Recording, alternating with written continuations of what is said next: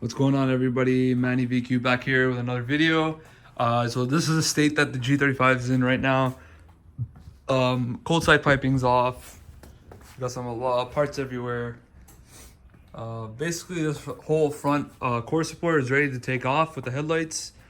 Oil cooler, that's the old one. Bunch of stuff. I did get this new pipe from MOTORDYNE, so this is the new one that we're gonna go through. So, so this is the one. This is what it looks like inside. Straight through. And this is the old one that I had, which had a resonator and baffles and stuff like that you could see inside. So that's a big difference in like regards of like flow of it leaving the downpipe. So that's dope. The welds are amazing, really nice. Actually better than this one. Not too a fan of this one, but this one's super nice. But yeah, that's gonna be that for now. Might put this up for sale or something. I don't know what to do with it yet, but that's all that stuff taken apart. This motor is basically ready to come out.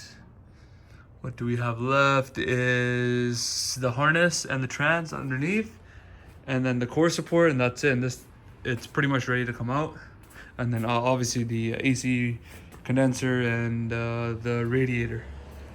So this is what we have here going on with the new motor. Some gaskets came in yesterday. I gotta pull out the automatic transmission bearing right there. New rear main seals on. This is the new headers that I got. So look at the difference between the two. Big difference. So very curious of how this is gonna sound on the dyno and what power it's gonna make. After watching a couple of videos of like this stock header setup on a turbo, this becomes really restrictive. It's just a log style header, and you can see the runners. So these two come are pretty short, and then that one's pretty long. So it is in a sense on equal length. So that all merges in like to there. This one goes around, and that one merges it all into one right there. So it's gonna be quite interesting how this looks and performs. So we're gonna look here inside. So this is what it looks like.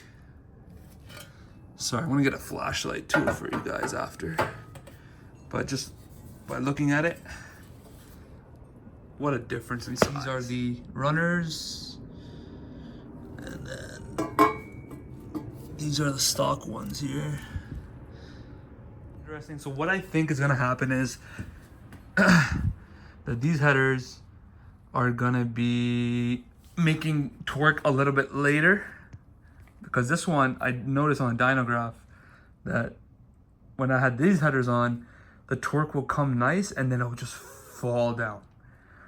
After watching a couple guys that ran this like aftermarket header equal length setup with tubular setup, is that their torque comes later and it holds for longer, so it's more smooth throughout the power band.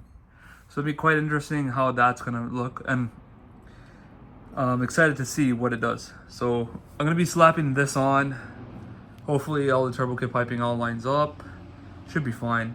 And then yeah, we'll see what it is and how it's gonna sound with that MOTORDYNE straight pipe.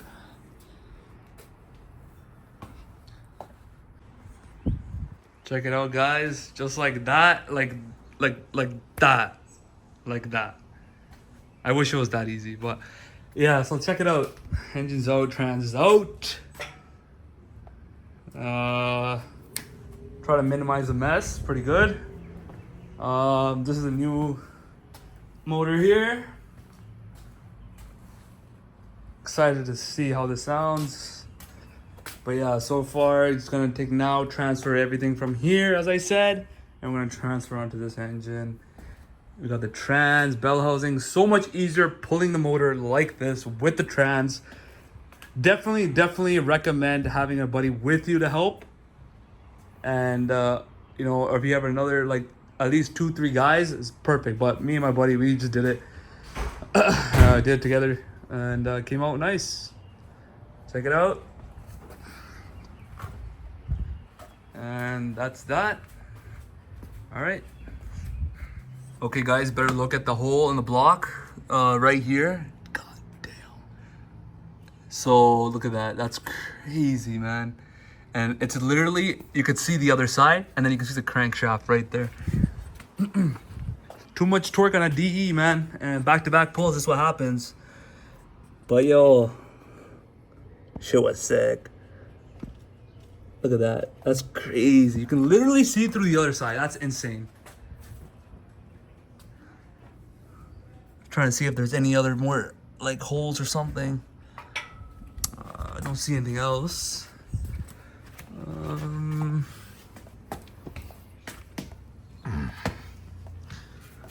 Oh well, there's a hole right there too. Luckily, it didn't hit the fucking starter. And yeah, it could have been way worse actually. So yeah, that's the damage from a 5-year-old motor. 2019 was swapped in.